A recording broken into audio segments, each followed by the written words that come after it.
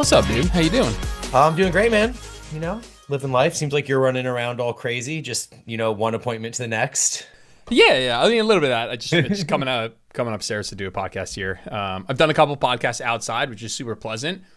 But there's always like a car that drives by, and I got an editor, and he's great and all that stuff. But it's always like the wind is like blowing in the mic, so I just come up here for a little quiet time. You're in the basement, yeah? Yeah. Yeah, man, always in the basement. Yeah, it's the quietest place in the house. Still standing up with the laptop on like that dresser.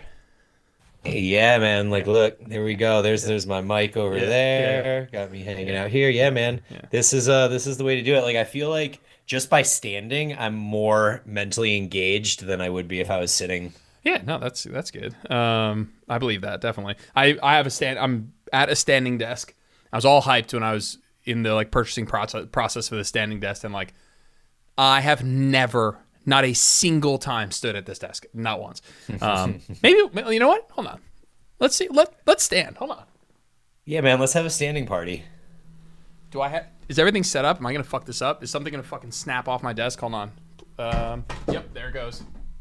There it goes. One sec. Let me get that. Oh shit. How do I look? We good? This is a good spot. Do I feel? Yeah, you're great. Could Yeah, I you got type the here? top of your hair just right at the top of the Perfect. Look at picture. that It's setup. perfect. Look at that setup. All right, cool. And we're standing, and we're live from being vertical. Dude, talk to me through. I've never prepared less for a podcast ever, and I realized I just wanted to hear what you're up to. I feel like I'm watching your training has changed a little bit. I want to check in with biking stuff. What are you up to? Yeah, 6 weeks ago, I changed my training from what the 2 times a week full body thing, which was working great, Talk me to through what that change was to the 2 day full body, and then we'll go to what you're doing now. yeah, so 2 day full body. I was basically just doing two or three top sets of four or five different movements for the day. So there'd be a push, a pull, a hip or leg movement. I would do one of the days would be like a hinge of some sort, and the other day would be a squat of some sort. And then I would throw in like one or two auxiliary exercises at the end, which would be either lateral delts or arms of some sort. And usually, if the pressing movement is a horizontal press, then I would throw in some lateral work.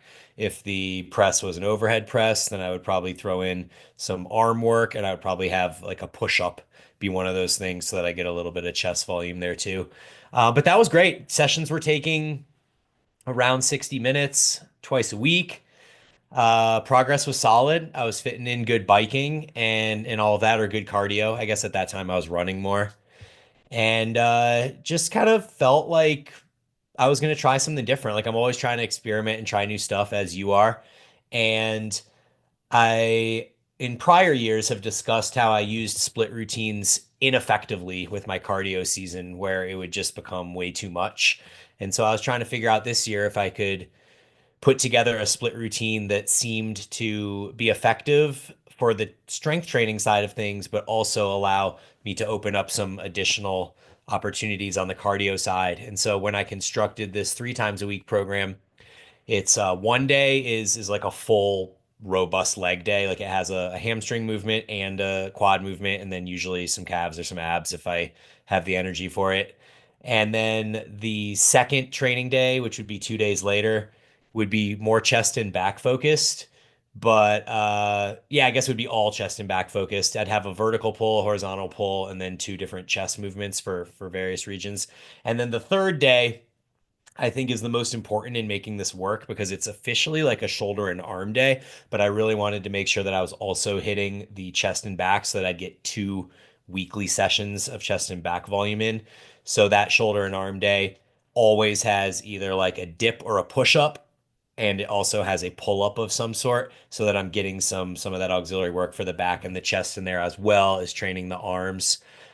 Doing some cool stuff with it too, experimenting with some supersets. Like I know science is kind of a little blah on pre-exhaust supersets, but I happen to have always been a huge fan of pre-exhaust supersets. I've used them literally through my entire training career.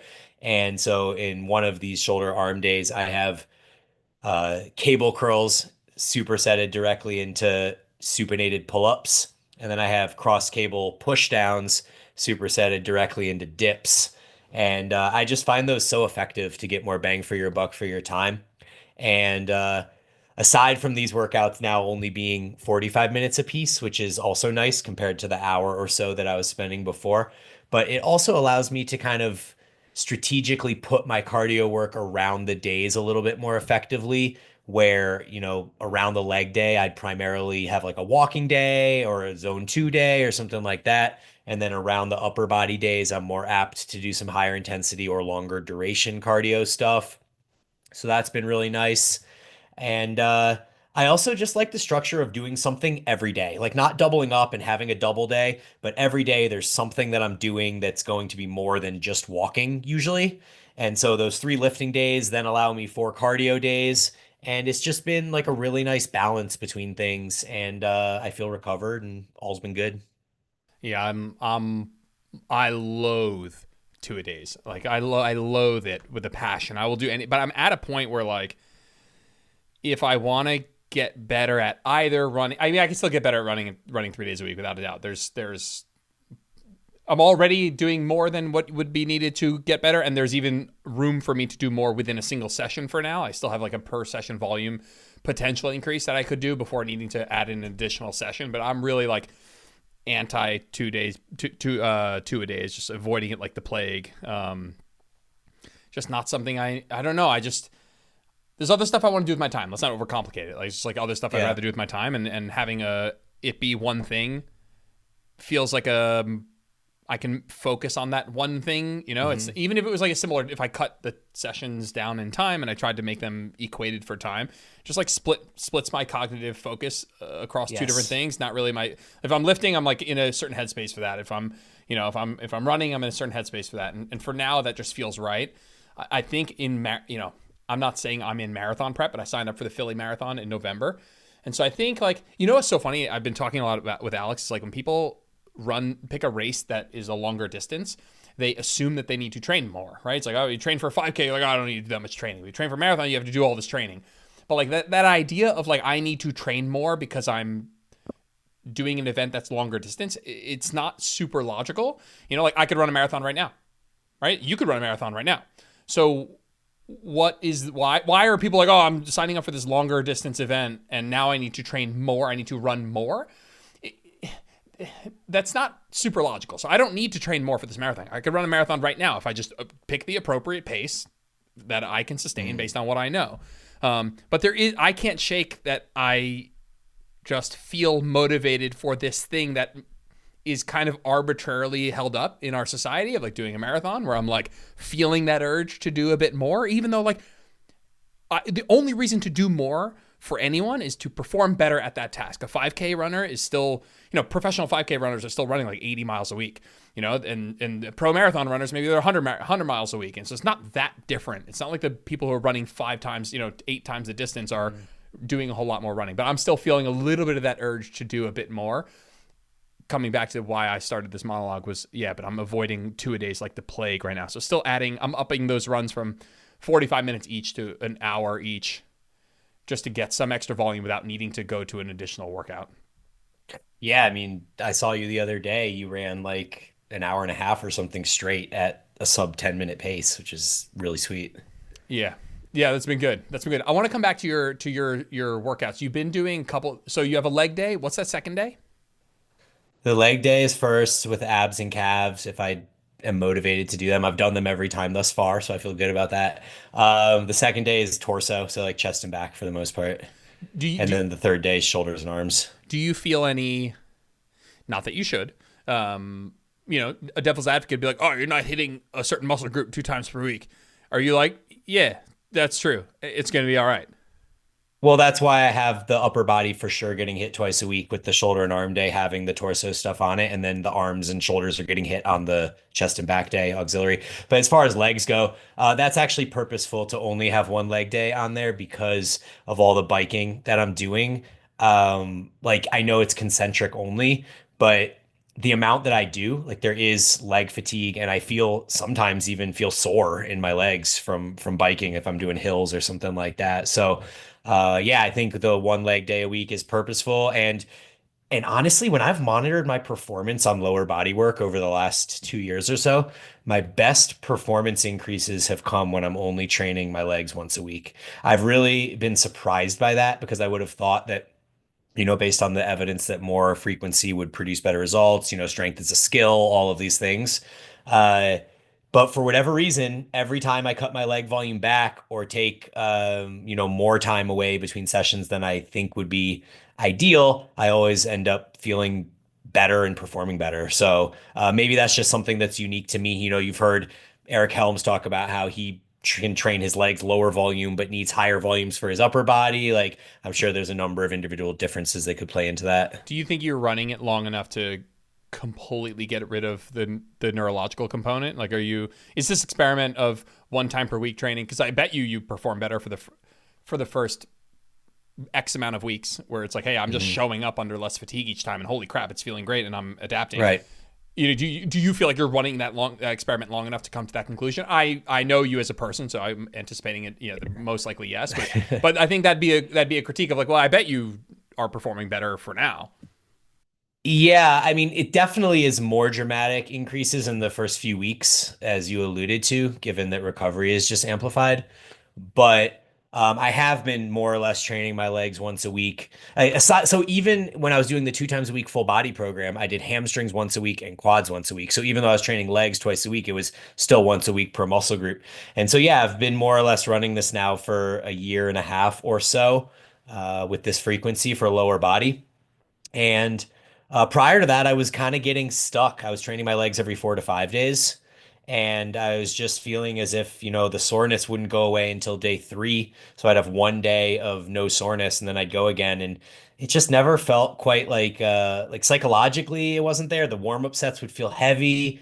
And then I just wouldn't perform as well as I wanted to. So yeah, maybe, I mean, it could also be, an effect of volume. So uh, given that I'm only training them once a week, I'm doing a little bit more volume, and that could play into it. Whereas if I was doing them twice a week, I'd probably do less volume. It's tough to say. Yeah, Alec Blennis, obviously he yeah, has brought up this idea that like, this is not the exact point I'm going to make, but I think his point is an interesting one, where it's like we try and optimize so many variables at some point.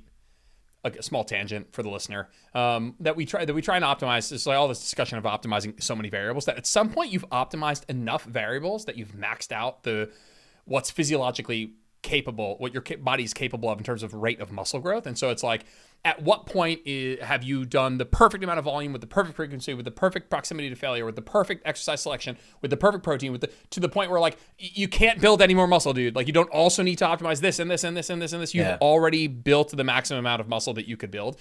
I feel like I'm in a point where no matter how much I try and optimize certain things, I'm not stuck. I'm in a place where like I just would have to do more. Like even finding little places to be more efficient and more effective, it comes down to like, yeah, but at this number of minutes, it's not enough. So you're trying to optimize all these things, but there's a variable you're not optimizing that would actually make a huge difference. Right now, I'm in a somewhat a polar position to you, where I'm in a experimenting with going to extreme lengths in terms of frequency. You know what? I would call them extreme lengths. The frequency crowd would call them like more moderate lengths. I've been running it, let's say, a full body ABC. So trying to hit every single muscle group 3 times a week. And with my time constraints, that means one working set of everything. It means just one working set, 9 exercises per workout, let's say. And if you're training at home, we have a similar home gym. You have, what do you have that I don't? The T-bar row and the press machine. But an ABC split, so 3 different full body days where I'm trying to hit every single muscle group, 3 different workouts, means that like there's so many different exercises that if you're in a full gym with like amazing equipment. Right now I have 6 different chest exercises and 6 different back exercises, 3 different delt exercises. I'm punting biceps and triceps, not training them at all. 3 quad, 3 hand, 3 glute, 3 calf, kind of. And I just today, this morning, had it hit. I've been enjoying it, but I just realized that even with the equipment that I have and the knowledge that I have and trying to perfectly figure this out, I just don't have, I'll come back to that point, but I know you know this. There are certain exercises that biomechanically make sense, that setup wise makes sense, execution, everything's clicking, but at some point you get really like how much weight you're lifting, the exercise doesn't scale in comfort with more load. And so I'm like running into things where it's like, yeah, I'm 16 weeks into doing dips and I'm just like not feeling good anymore about the doing dips plus, 100 pounds. And so like some of the exercises are running their course. I've been at this for 12 weeks now, where like dips is kind of like, standing costal pec press. It's kind of like I've strapped 90 pounds to the belt and I'm just starting to be fatigued. I know that like people are going to chuckle that it's like fatiguing for me to set that up. But when you're doing one working set, I'm setting up 9 different things. So if like 4 of them have now become kind of an annoying setup, that's like, it adds up for me. So I don't, at home training, I just don't have 6 chest exercises that I really like. I don't have 6 back exercises that I really like. So I just this morning rewrote it as an A-B split, just 2 different workouts, full body, and I'll run it ABA, then BAB, then ABA, and kind of like 3 times every 2 weeks. And I like that on paper a lot more. I do think that this type of training I'm doing, where you are really like going in deep on the idea that frequency would provide some sort of unique benefit. The more equipment you have, the more different workouts you can have. The more you can do like an ABC split. But the less equipment you have, the less workouts you can do. There are people out there right now, and there are people just doing full body every other day, same workout, right? Yeah. And I think that's one thing I'm becoming more okay with, which is like programming the same thing on an additional day for myself, for my clients. It's like not necessarily being so afraid of like, oh, we did this already this week. It's like, yeah, so have you encountered some of those experiences of like, well, maybe the best thing to do is actually just to do this exercise again? Yeah, I find that to be a bit monotonous over time. Like you said, it took you 16 weeks to get to the point that all the setup of the single set stuff has become annoying. That's quite long in my mind. Like I think the fact that you lasted 4 months on that is quite impressive. Uh, I feel like the problem of monotony and psychological burnout on a movement would occur for me quite quickly if I was doing that same exercise multiple times in a week. But the thing that I've found for me that I think fixes both of those problems, and it's what I'm implementing with this new 3 times a week program, is that I'm only picking really one exercise as like the primary one, but I'm doing many sets of it. So the progression model I'm using is that I'm starting every movement in the program at 5x5 with a 10 RM weight. And so that means that the first set has 5 RIR. It almost feels like, a warm up on steroids or whatever. But by the time I get to the final set, it's 2-ish, 2 to 3 RIR, something like that. And that way I don't have to warm up multiple movements. I don't have to do multiple setups. Once it's there, it's just there.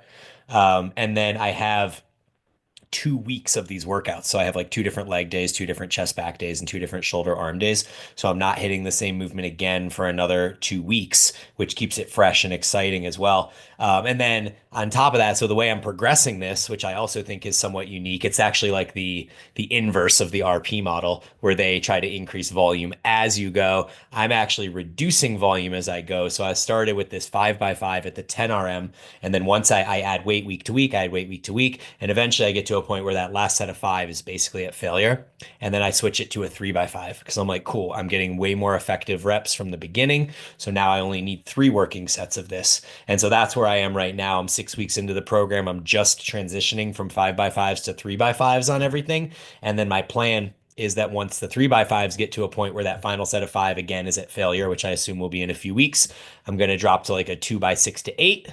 And I'm going to take both those sets to failure, and I'm just going to run that for as long as I can, and then probably chill for a week, rinse, wash, repeat, go back to 5x5 and work forward from there. So I think it kind of keeps things fresh. It keeps me from having to have multiple different setups, but I still get to explore, various movements over the 2-week microcycle. Yeah, now I remember why I brought up Alex's comment about this idea of like we might get to maximum rate of muscle growth before we've optimized every variable.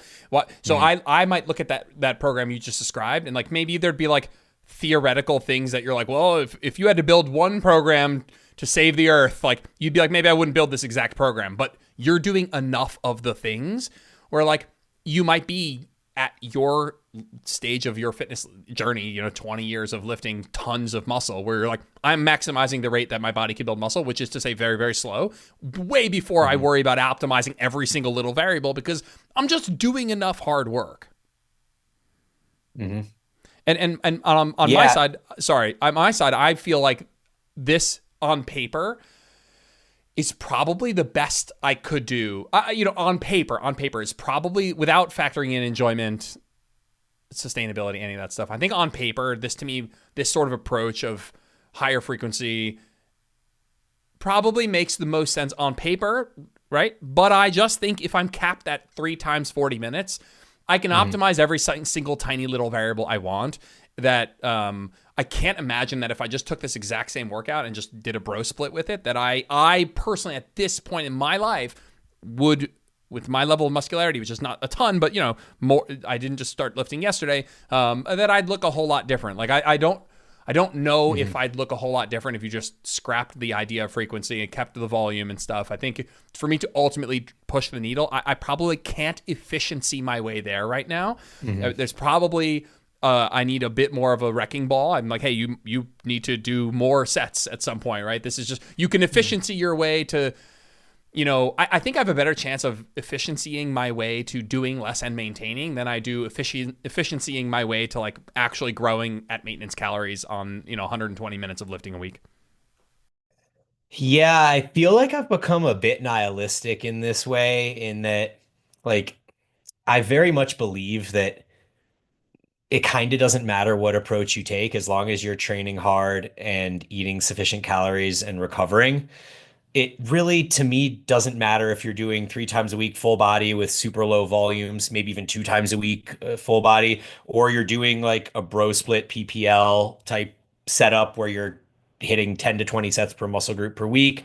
I I just feel like at some point, you've reached your genetic potential or close to it. And for any other changes to occur, like specifically in your situation or my situation, is we're not optimizing for that variable, in that the cardio that we're doing in some manner is detracting from the attention, focus, and energy that we could be applying to the weights. And so if I really wanted to at this point try to eke out the last 1 or 2% of gains that I have, I think it would be at the expense of my focus on cardio, and it would have to have a more diligent focus on the nutrition that's going into my body, the volume and the intensity of the weights that I'm doing, and just opening up more recovery resources to apply to the weights. But given the constraints of what we're doing, trying to do this like hybrid thing, I think what we need to optimize for is, or what we are optimizing for, is the balance and the lifestyle structure of it, so that we can achieve some results in both categories instead of necessarily trying to optimize the results in one category.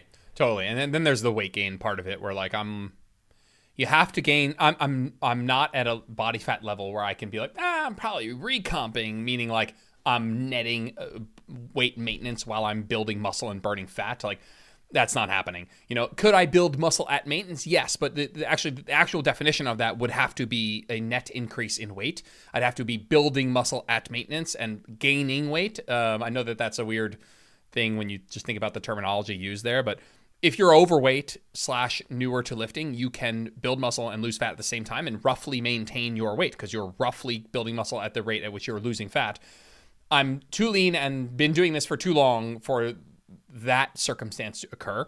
And if I were to want to really know if I was building muscle, I'd have to just be eating enough to be gaining at least a little bit every 6 months. I can't confidently say if I maintain 190 for the next 10 years that I'm going to be building any more muscle, because in order for that to be true, I'd have to also be losing that amount of fat. And I just don't think that that's happening at this level of leanness, which is, reasonably lean, not crazy lean, but reasonably lean, where I don't think that that's happening. Yeah, like you would see a tangible increase in your aesthetics at the same body weight, where you look at yourself in 5 years and you're like, yeah, I look way better than I did 5 years ago. Yeah, you could do that if you have more body fat. Yeah, I just don't think you could do that if you're 10, 15 years into training and pretty lean. I just don't think that that's, I think you're probably, that person's going to have to see some body weight increases. Yeah, I mean, I'm even at the point I've discussed on my podcast where I'm considering just kind of letting my body weight drop to 180, which I would assume needs to come with some muscle loss as well. Not a ton, but I would like to make 180 like a sustainable weight for me, not one that feels like I'm holding on to a deficit at like 8% body fat or something like that. I'd love to be 180 and 12%, 13%, something like that. Because I just think that that helps me in moving around the world and helps me with my cardio performance. Yeah, that's an interesting thought, actually. The idea that I'm probably, I mean, it's true. While we look at things like grip strength and like muscles are good, like it is not true that more muscle beyond a certain point is more healthful, more longevity promoting. Certainly a U-shaped curve. These people like, oh, I Yeah. promise, Ronnie Coleman is not the healthiest man on earth. Phil Heath. These guys are so having the most muscle physique. That I wouldn't. Listen, person listening who's like just getting into lifting, you are on the up part of that curve where more muscle is going to help you a ton. We're talking Bryan is like super mega jack, 25 years in. I keep adding years to the amount that you've been lifting. I was like 27 is 27. 27. Okay, I was like, it was like 15 years, 17 years. Where like you are probably right. Where you're like, if you were like optimizing longevity, you might actually, seek having less muscle. Would Yes. you say that?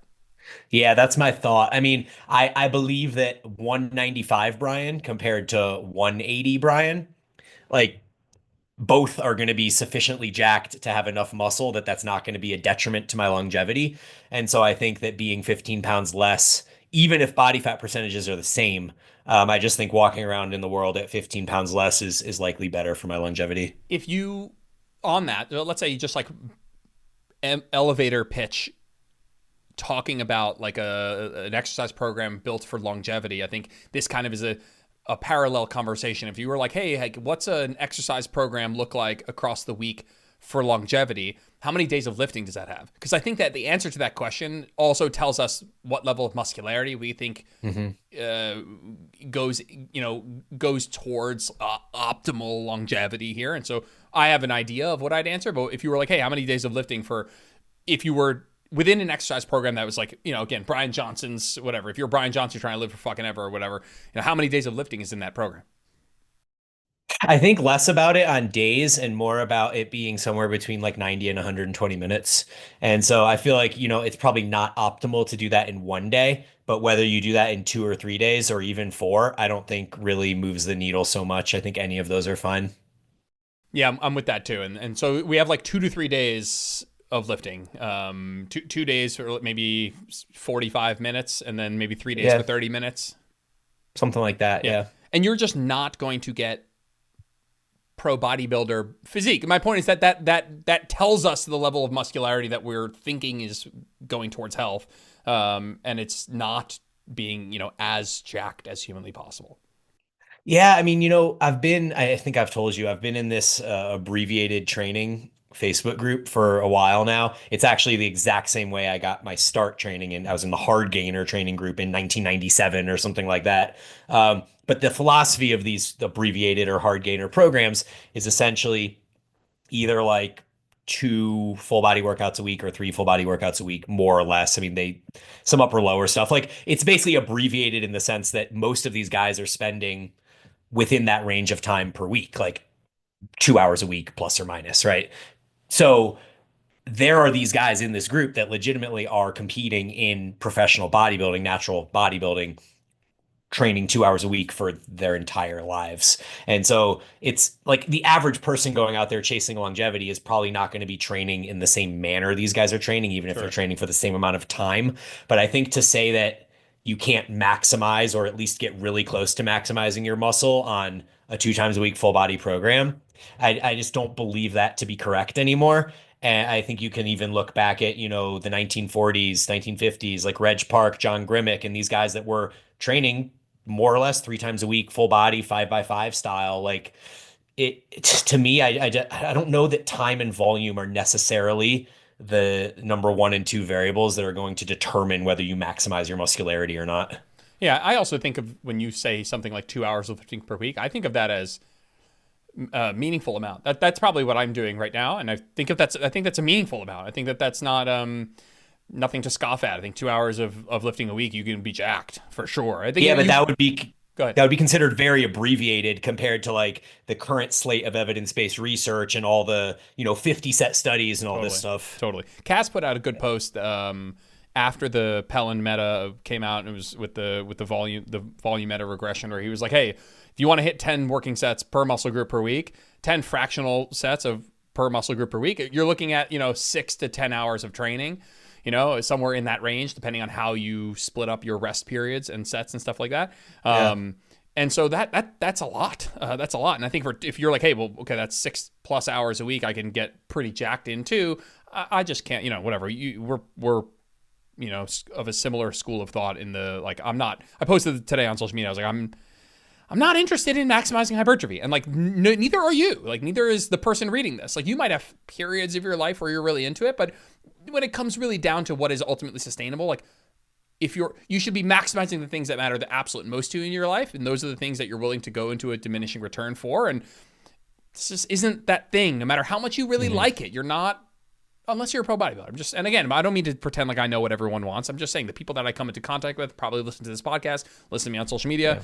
Yeah. Those are you maximize hypertrophy is just going, or there's like I've to my own detriment entrenched myself a little bit to see what's going on in these like science-based lifters, this whole like fucking TikTok arguments that are going on. And there's the obsession with, it's like me eating I'm like a kid eating popcorn on the sideline, like watching people argue about like, 3-time full body is vaulted now.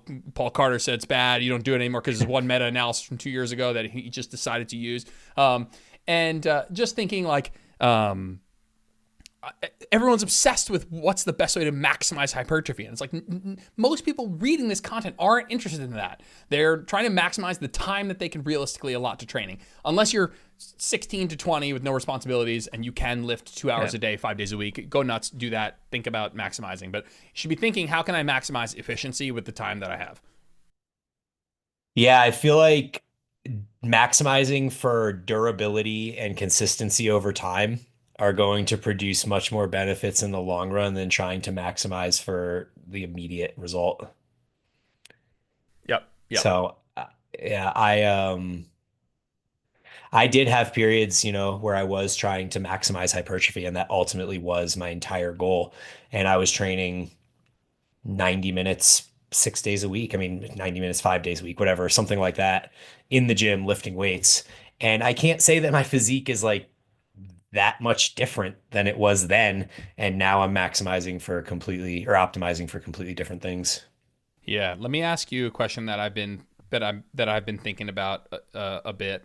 I'm going to ask you an initial question that is not my question, but it will serve as a stepping stone to the question I want to ask. And after how many weeks of attempted dieting and not losing weight before you say it's not working, something's got to change? Yeah, I mean, I don't know that I've ever actually maybe not been you, there, but hypothetically, if someone's yeah, like, if someone's like, hey, I'm not losing weight, your first question is, well, how long's it been?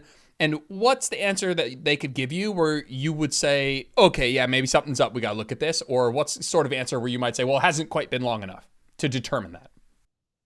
Yeah, I mean, I guess it would also depend on how closely I was working with this person, or if it was just like a random DM that I got from somebody I don't know. Sure. But I think like somewhere in the 2 to 3 week range. I think that's super reasonable. I think if someone's like, hey, I haven't lost any weight, and they say it's only been a week, you're like, all right, I don't want to hear it. You could be doing everything perfectly, and we still cannot determine that. If you swear up and down that you're doing everything perfectly, at what point do you think, all right, maybe you're not in a deficit, right? Maybe this just you've adapted. This isn't a deficit for you. I think 2 to 4 weeks is super reasonable answer. And the reason you're giving that answer is because there are acute short-term variables that can blur diagnostics, right? Body weight fluctuations, water, hormones, the atmosphere pressure, like barometric pressure, all this weird shit. I've been mulling over the same answer for lifting. And so it's like, after how many weeks of doing the training, should I expect to progressively overload? Now or be able to do more, but there's a caveat. These things, you have to be already at your limit, right? Because you can progress for 2 different reasons. One is you could just be trying harder because you left reps in the tank on purpose. right? Like I've been having this chat with my group quite a bit where it's like, we get to the end of the program, weeks 4 and 5, let's say, and because those are like the peak weeks, right? Like there's an expectation of like, these are supposed to be my best weeks of training. I should be progressing. It's like, that's opposite, right? This is where progression is going to slow down. You were progressing weeks 1, 2, and 3 because you left room to do so. And so I think some people get in their own head of like, well, I'm not progressing very fast, and that means that something bad is happening. I was progressing better during this other period. And that other period is usually earlier in the program or when an exercise was new and they left reps in the tank, so they were progressing, or that it's a new exercise and they were gaining neurological adaptations. Let's say that you've been doing a program. Well, let's start with, I'm putting you on the spot, but just ballpark, because the truth is I don't have an answer. So it's not like I'm going to come over the top with like the correct answer. I don't know. But after how many weeks of doing a new exercise do you feel like you're like, I've gotten all the neurological adaptations I can get? That's a good question. While you're thinking, for the listener, what we're talking about here is that when you start a new exercise, you get rapidly better at it, not because you've built all this incredible muscle, but because your coordination has improved. You've basically become better at doing the movement efficiently. Your brain's ability to communicate with your muscles to move in a way that's going to be the best for moving this weight efficiently has gotten better. You haven't actually built much muscle. It's not that, like when you start a new exercise, you'll find that you get rapidly better at it, but that's not because you're building a ton of muscle. It's because you're getting rapidly better at doing that exercise. And the example I always give is if you pick up golf, within the first month, you're going to be able to hit the ball farther, and that has nothing to do with the fact that you gained a whole bunch of like golf specific muscles. It's because you're way more coordinated and you know how to do this better. And so that doesn't last forever though, because if you keep playing golf, all of it, it's not like in that first month you can drive the ball 100 yards further, but in that second month you won't be getting as much better, and in that third month you won't be getting as much better. And so with lifting, it's the same way. If you pick up a new exercise, you'll get rapidly better at it for a while, but at some point you are so good at this exercise now that you're no longer making those neurological adaptations, and you are now left with a rate of progression that is concomitant or equal to the actual rate of muscle growth, right? Only two things can help you lift more weight, and that's an increase in neurological adaptations and more muscle mass. And so at what point would you say after X amount of weeks of doing an exercise, you're like, I am as good at this as I'll ever be, and me being able to put weight on the bar or add a rep is down to the fact that I put on the muscle needed to do so? Mm-hmm. Yeah, I mean, there's a number of variables to consider as well, such as the complexity of the exercise. Like, it would be a lot faster to adapt to that on a bicep curl than it would be on an RDL or something along those lines. But the one I'm thinking of in my head right now is a hack squat machine. We go to San Diego we used to go to San Diego every year for 6 weeks in the winter. And there would be this hack squat machine that I would never use except for the time that I was in San Diego. So I would get there, and we were always there for 6 weeks. And the first 4 weeks, I would always get those neurological progressions. And then by right around that time, around week 5 or week 6, as I was beginning to leave, I would get stuck and feel like the neurological progression was no longer occurring. And I wouldn't have needed to, have gained muscle mass, to your point, to have gotten stronger. So I think for something like that, around that 4 to 6 week mark, but it really does depend. I mean, training age is a huge factor as well. I know people that have been able to neurologically adapt to movements for 6 months with a much younger training age, maybe even more. Like same movement every session, adding weight and maybe not even adding muscle, just, neurologically adapting to that movement. So I do think it's very variable, and there's a number of factors that you have to consider in that answer. Yeah. On that note, hold on, you said something there. Training age is a big one because movements are different, but they're not as different as, lifting weights is to golf. So like if you have like I'm going to make this up, but like your neurological adaptations to golf will be quicker if you're like a cricket athlete and you're like, well, I swing that bat in a very similar way. And so while this golf swing is different, I might neurologically adapt quicker. And so it's like, yeah, if you've been doing dumbbell lateral raises, do you make neurological adaptations on a machine lateral raise? You absolutely do. But because the lateral raise motion is something that you're somewhat familiar with, this is a little bit slightly different. You'll adapt more quickly, and because a machine lateral raise has next to no coordination component really to it, you'll also adapt more quickly. So it absolutely differs from exercise and from person to person for sure. I actually love the answer you ultimately gave, which is like in that 4 to 6 week range, a little quicker for some people in some things, listen, you might be neurologically adapting to like barbell RDLs for many months when you first start to train. And I want to for a second paint those neurological adaptations in a negative light, because they're not negative. They're fantastic. They're awesome. They're a super important part of like getting better at lifting and all of that stuff. But the negative part, it's like taking creatine during a fat loss phase to me. Because if you start a deficit in day one and you're taking creatine, you could for 28 days be putting on water weight. And it's blurring the diagnostics. You don't know if you're losing weight or not. And when you're making neurological adaptations, you don't really know if the training is where it really needs to be. Now, this doesn't really make a practical difference. I'll get to the point in a second. It doesn't really matter because you should be sticking to movements long enough to neurologically adapt. And then you get into the really good training and it's all good. It's all good. Neurological adaptations should happen. It's great. It's all good. But they are a pat you give yourself on the back that I think people don't understand quite well. And it's why program hopping makes people, feel like they're doing a great job. It's why huge changes to programming makes people have a lot of fun. People have more fun on programs that change a lot because the percentage of time where they feel like they're progressing is higher because they change the program every month. It's totally new stuff. And they get rapidly better at all of it. And then they get new stuff and they get rapidly better at all of it. But that whole time, you might not have been losing fat if we pair analogies here. You might just be feeling like, I'm doing it. But you weren't actually good enough at that activity yet to reap all of the max benefits. Now, I want to paint a different scenario. Let's use that hack squat. You're in San Diego. You go there for 6 weeks. Let's say after 4 weeks, the first couple of weeks, you're like, I'm like, every time you get in it feels better. It feels smoother. You know where your feet go. You have your eccentric down. You know where the pads go. Everything feels locked in. Maybe 4, 5, 6 weeks in, you're like, this is my home machine now. I feel very at home at it. And the second way people almost like get off to feeling like they're doing good work is they leave a whole bunch of reps in the tank early on in the cycle, which by the way, I think you should leave some reps in the tank early on in the cycle.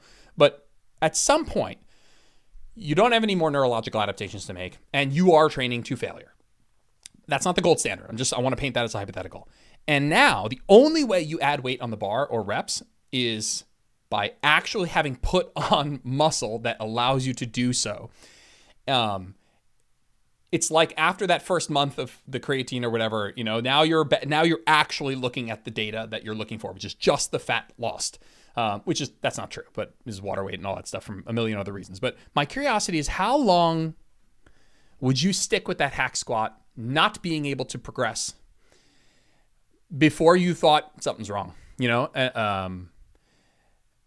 and again, it depends on the movement because some exercises, it depends on the rep range and the exercise, right? How many reps am I doing? How much load am I doing? Because if you're doing an exercise where you use a lot of load, chances are you have the opportunity to add small increments of load. If you're doing higher reps, you have an opportunity to add a smaller incremental rep progression. But we can add some context, no problem. But if I said to you, Bryan, like, hey, I'm your client and you're like, hey, I see you, how are you doing on the hack squats? And I'm like, I've been trying to add that 8th rep for the last month.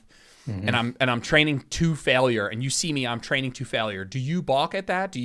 Does that make you think, okay, something's up? Or are you like, no, like that's what we'd expect once you don't have any more neurological adaptations to make and you're training to failure? On a movement like the hack squat that's so demanding, but also has such a heavy total load, I think I'm less likely to stick with it for longer in that exact manner, trying to get that one extra rep. And I'm much more likely to take one of those other approaches you mentioned earlier, such as if I'm lifting 600 pounds, well, I could, in theory, add 3 pounds to this stack, which is half of a percentage point, and I could still get the same number of reps that I was getting, which then makes me feel like I'm making progress. But like I've also seen you struggle with the lying cable Y raise for like 5 or 6 weeks and not be able to get an extra rep and not be able to get an extra rep. And I think with a movement like that, I'm much more likely to just stick with it and just keep doing the work and not stress about it because the total load is low. So it's not like micro loading would even be that effective, although I may try that. But also I just feel like it's less psychologically taxing, and getting into the hack squat to not make progress week after week can begin to beat you down a little bit more than the same thing occurring on the Y raise. Yeah, I will take an extreme position here just for fun, just to like paint it. This is not my position, but I think I'd like to. I would not like to. None of these are how I actually feel, but I'm just going to say it. Like almost glorify slower progression as a sign that you've arrived at the best training you could have. And you know for damn sure that you're moving extra weight week to week or month to month because you've actually added muscle tissue. You know for a fact there's no more neurological adaptations. You know for a fact there's no more like, oh, I added a rep because last week was 2 RIR, so I could have always done one more. And I almost seek out those moments to lean in, to double down on, because I almost know that the alternative is, and again, I don't feel this way, but I'm playing with it. The alternative is me letting myself off the hook, changing the exercise and saying, I'm going to go to a new exercise. You know why? Because I bet you for the next 3 to 5 weeks, it makes me feel really good.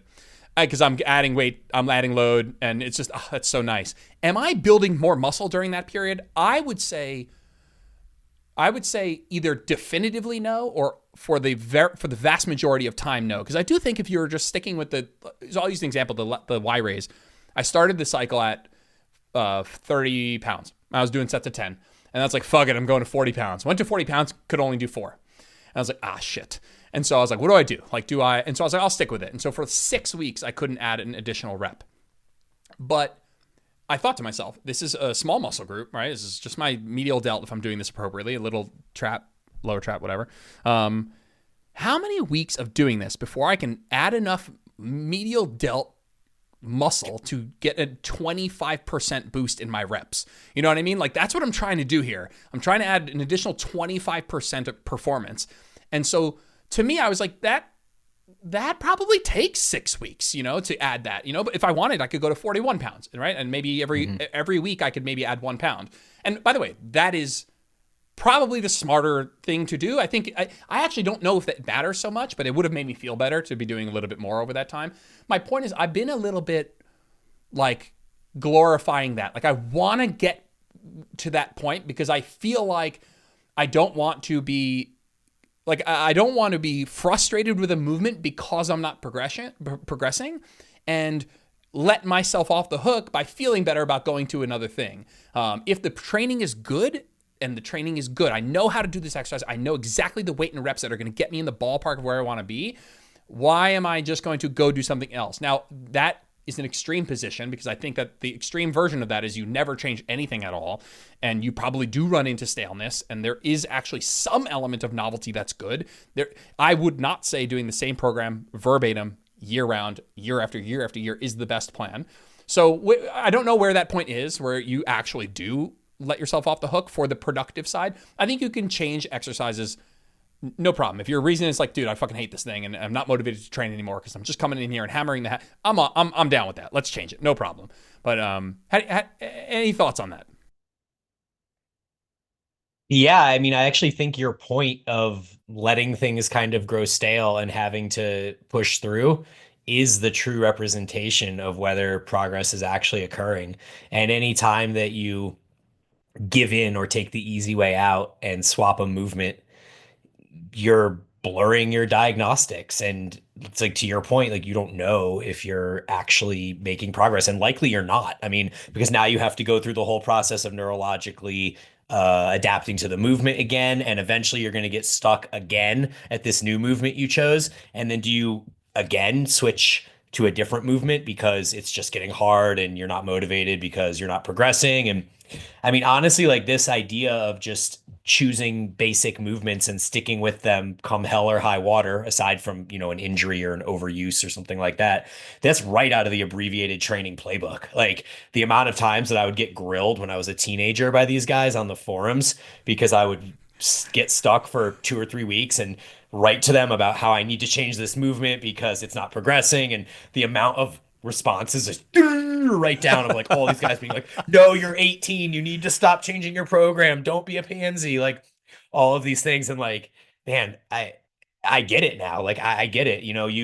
It is a badge of honor to have gotten to a point where you've trained a movement so hard that you're stuck there for a couple weeks and you still have to keep showing up and bringing it psychologically just to get that extra rep or to get that extra pound or whatever it is. Like, I think there's something valiant about that. So let's take it from we both run a group program, and you will invariably have somebody who says, I'm struggling with blank, I'm not progressing, right? And it's the fat loss analogy is perfect because it's like, hey, I'm not losing weight. And like my first thought is, okay, you say you're not losing weight, you say you're not progressing. Over what time scale? And have you earned the right to be frustrated, right? Like, same with the fat loss thing. What am I checking? I'm checking how long it's been. I'm checking if you're actually doing what you need to be doing to feel aggrieved, you know? And so if someone's like, hey, I'm not progressing, that's a question that has really made me think about, again, because we're running group programs, we can't do the nuance of like, what exercise is it? What individual is it? You know, like how are they in a slight surplus or slight deficit? But like, I tend to, I'll go on my side. But like, if someone's like, hey, I'm not progressing on this, I tend to be like, well, if somebody added 1 rep to their PR, not 1 rep from the beginning of the cycle, right? Like, because you know, if you start with 2 RIR by week 3 or 4, you're really at like what you're capable of. Right, you've a little bit of neurological adaptations, maybe, and you're at failure, 101 RIR by like week 4, let's say. Take that number.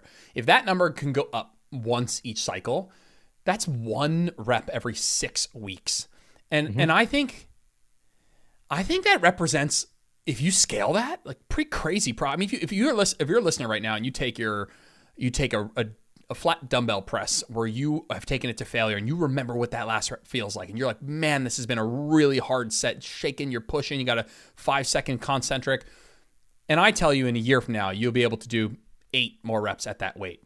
I think most people would fucking snatch that up, and that's you progressing once every 5 to 6 weeks. That's adding 1 rep to your PR once every 5 to 6 weeks.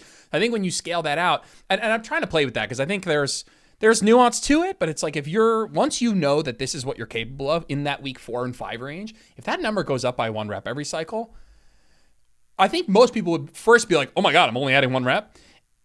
And then if you scale that out, you're like, oh my God, I can do 10 more reps of what is currently my 8 rep max. You know, I think does that make you feel a certain way?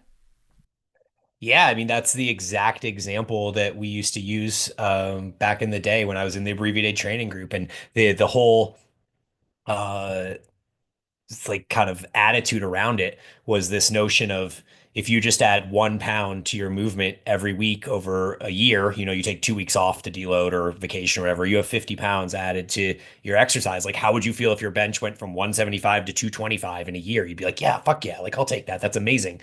And so it's the same idea. I think anytime you can extrapolate stuff out over longer term, it kind of makes it a little bit more profound and understandable by the client. And it's also a good way to frame things to stay motivated too, because like you and I both program in a similar manner, or maybe me more so than you these days, where we do start that cycle a little bit further from failure and progress forward. And so very rarely does someone ever actually post in the group and say, I'm stuck, I'm not making progress, because we've created the cycle in such a manner that we mitigate that question occurring at all. Totally. So the bigger question is, like, occasionally every 6 months we do a strength cycle where we spend 7 weeks. We do a strength cycle. It focuses on the big barbell lifts. We test a 1 rep max at the end, that sort of thing. So we'll see that more often, where someone will be like, hey, the last 2 strength cycles we did, I PR'd my deadlift at 265. It is an example I remember. 265, strong deadlift for a girl, especially a 130-pound female.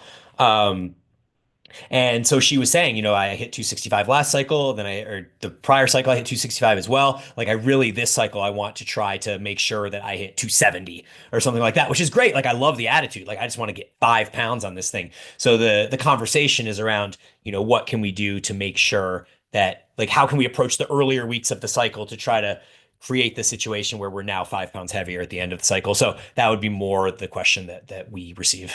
No, and I like that idea of having a benchmark somewhere, right? A benchmark somewhere. And this conversation is born out of the like changing your program, because I think that starting the cycle a couple of reps in the tank, like, I love that. I still do that. I still advocate it. I think that it just makes a ton of sense. But if you're sticking with that movement long enough, you'll find out. You'll exhaust the neurological adaptations, and you'll get enough reps, enough weeks under your belt where the training gets really, really hard, and you are really sure what you're capable of. I watch my one-on-one clients take a couple of months to get to the point where the movements are in a place where they are no longer neurologically adapted. They've worked through little tinkering to the setup, right? It's like a little bit bench height, a bench click here, a cable click here, a different grip here, and it's like, we need to get through all that stuff. Like I wrote in my newsletter recently about like there's something that happens with changing programs. The first is you get sore. The second is you get rapidly better. And if you let yourself latch onto those two things as an association for good training, the irony is the good training happens when those things go away. When progression is slower and you are getting less sore is indicative of better training. Now, of course, in the context of you training hard and still having those outcomes. And I want to blast that a little bit of like the good training happens when you are doing all the things. By the way, the assumptions you and I are making are that people are being consistent with their training, they're eating enough protein, they're at very least maintenance calories, that you're doing enough to, I don't mean this morally, but like you're doing enough to deserve to feel like you should progress. But like I love when someone's like, hey man, I've had 2 or 3 weeks at the same weight and reps. Like I don't want that for you. Like I'd love for you to keep progressing, but what that tells me is that the training's probably really darn good. You are training really, really hard. There's no more neurological adaptations, and something about that, because of course that could be a circumstance where you're like not eating enough and you missed a bunch of weeks of training and you don't deserve to progress. But the person who is doing enough to deserve to progress and is coming up again, I don't want to glorify like this sort of martyr attitude of like not progressing is good. That's not what I mean. But like, if we could design programs, you and I, with a group where people get more sore and have more weeks where they feel like they're progressing, and it would be worse training. And that's kind of the point that I'm getting at.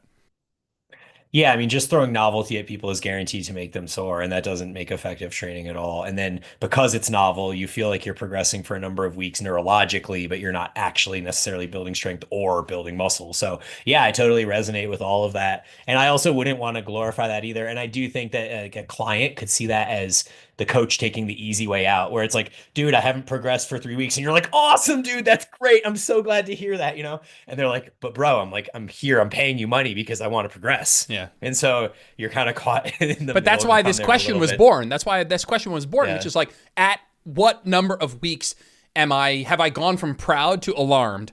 And I'm still working through that. And you're right. It can't be an individual. It can't be a single answer for different exercises, different contexts. But I am thinking about like, how general can I set my flag down on that sort of an answer where I'm like, yeah, Instagram DM is a good one because like this is a context where you usually don't know anyone much about somebody. So like if someone's like, hey, I haven't lost any weight, like I feel confident being like, come back to me after 2 to 4 weeks.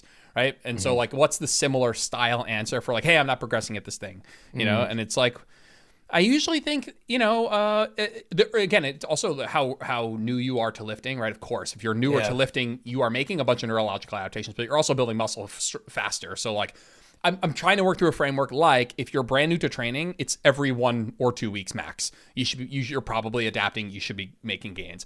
If you're in like an intermediate, like 2nd to 3rd year, maybe it's like every 1 to 3 weeks. And if you're advanced, maybe it's like every 2 to 6 weeks, depending on the available increments of progression, right? I could add my 1 pound fractional plate to my Y raise, and I bet you I could do 5 also, totally. I'm also just interestingly not sure. Actually, no, that I was gonna say I'm not sure if that actually makes it any better, but yeah, 5 reps at 50 and 5 reps at 51's better. So I actually think that absolutely, yeah. So I think that seeking out that incremental progress, I like that actually. I think in my group, I will suggest people progress by the smallest increment available, and whenever possible. Sometimes with like leg press or something, I'll suggest that, okay, don't go up by 2.5 on your 500-pound leg press. You could probably go up by a smidge more, 2.5% or something like that. But yeah. I'm a huge fan of the micro loading. I've used it literally throughout my entire training career. I've had the same set of micro plates for probably 2 decades. And I use them on everything. Like even currently, if I find myself getting stuck on something, I'm very likely to hang a half-pound plate from each stack of the cable so that I can increase my lateral raises by half a pound per stack. And I will progress in that way across many movements. I think to the leg press example you used, I don't know if I saw a study on this or if someone just told me this, but many years ago, it was somehow passed on to me that if you're progressing by less than 1% of the total load, that your body is going to struggle to be able to detect that. And obviously there's a limit to that. Like it can't go on forever. but that does seem to be like a pretty solid number where I can eke out a number of weeks of progress continuing just by simply adding less than 1% to the total load. Yeah, yeah. I actually seems like a very obvious thing I should have thought of, but I think even just for me, I haven't bothered. I was being cocky. I haven't bothered to seek out. I even like doing like a chest supported row on the cable, doing like eight reps of 300. I just haven't even thought of doing like 302.5. Like I guess I've just been thinking I'll just stay here until I get that ninth one, But I do think that Yeah. 302.5 for 8 is better and will get me more muscle faster technically. Yeah. Maybe I've under appreciated the seeking out that incremental progress. And I think if I was super duper hungry for gains, I think that's absolutely what I would do is really Yeah. lean into that a bit more. Well, psychologically, it's just a lot nicer to finish a workout and feel like you did good work than to feel like you were just stuck in cement. Yeah, yeah. I've had this. So I'm at week 12, and I've had enough of these experiences of sticking it out when I might have otherwise twisted, and then having it pay off for me that I built some confidence around it. Or so maybe it's made me like a bit um like less likely to take action, whatever that word is.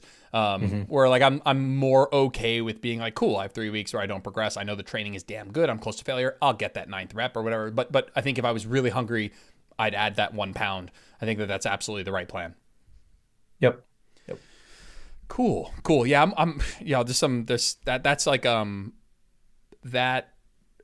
It all falls under the bucket that you and I have chatted about a million times. I'll be respectful. I want to be respectful of your time. I know we're over an hour. Of like, I don't want to do the nothing matters thing, but like and the less trained you are, the less everything matters. Just like getting in the gym, hurling some metal around is probably going to work pretty well. But I do feel like I've just been coaching and doing my group program for long enough, and I know you've been doing this long enough too, where I'm like, how much do I want my clients to feel like they're progressing versus how much do I want to seek out them getting the absolute best training they can? And I just think there's a sweet spot. That's all. This is not a like, you can hear us talk and be like, I don't change my program ever because I never want to ever blur a diagnostic ever.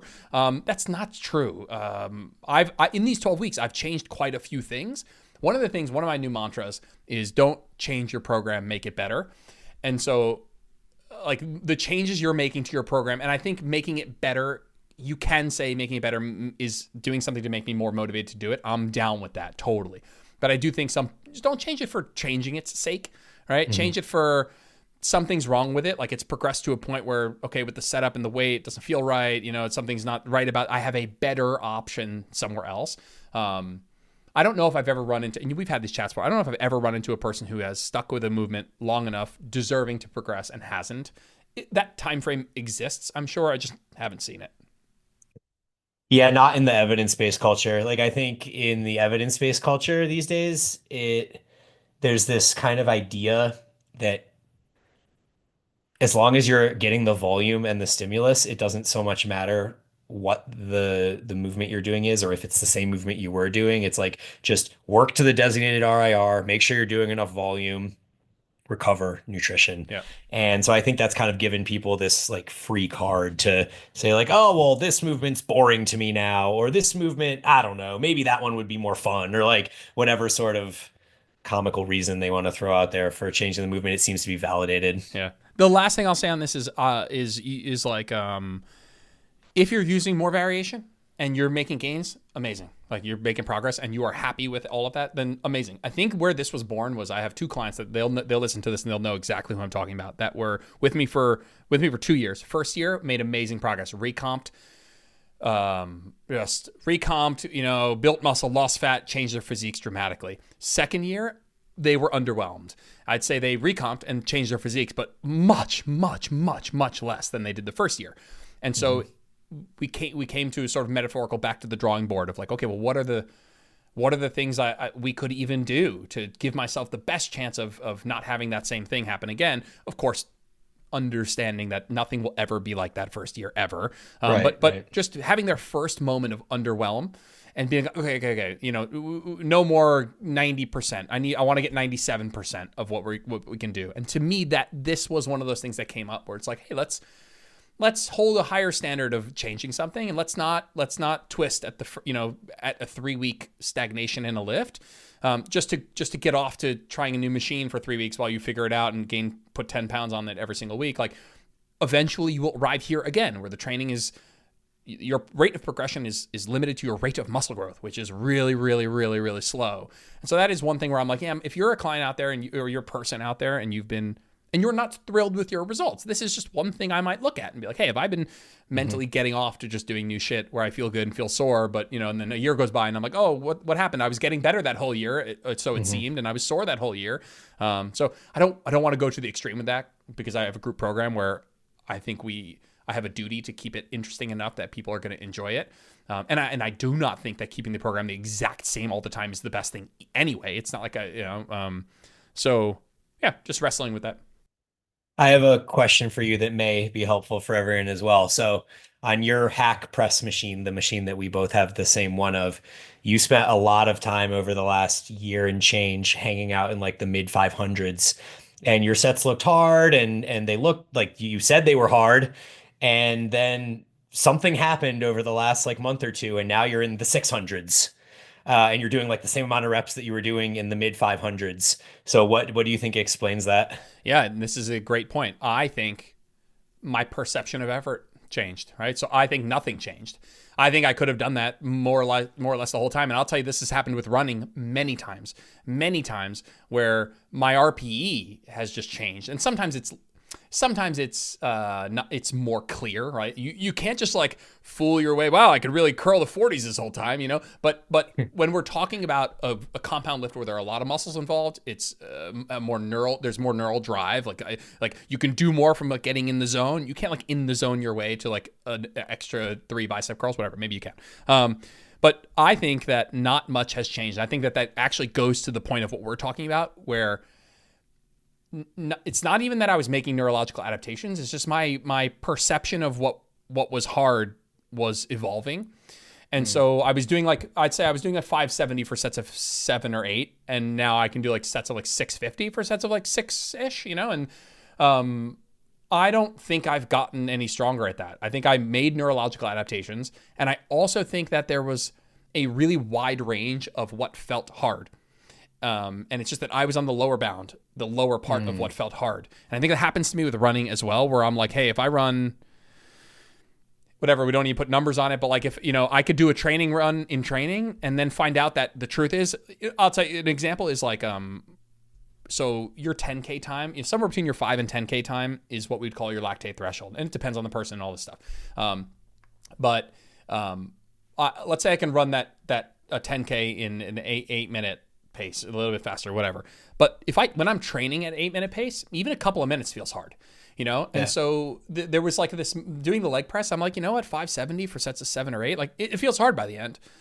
But and so like my perception of what hard felt, or what hard was, or what hard felt like, just was evolving. And you could just be like, dude, you were being a little bitch, like you could. That is totally fair. But being a little bitch is one way of saying what I'm saying, which is like you were finding out what hard really was. And you don't find out what hard really was if you change it after 4 weeks. I would have just gone to doing something else and never actually felt it. And so that is also a tool I use with clients who are maybe not so inclined to have that dig deep, make it hurt mentality. Because if you just keep it the same and you try and progress a little bit, maybe we did have 10 weeks of suboptimal training, but we're here now.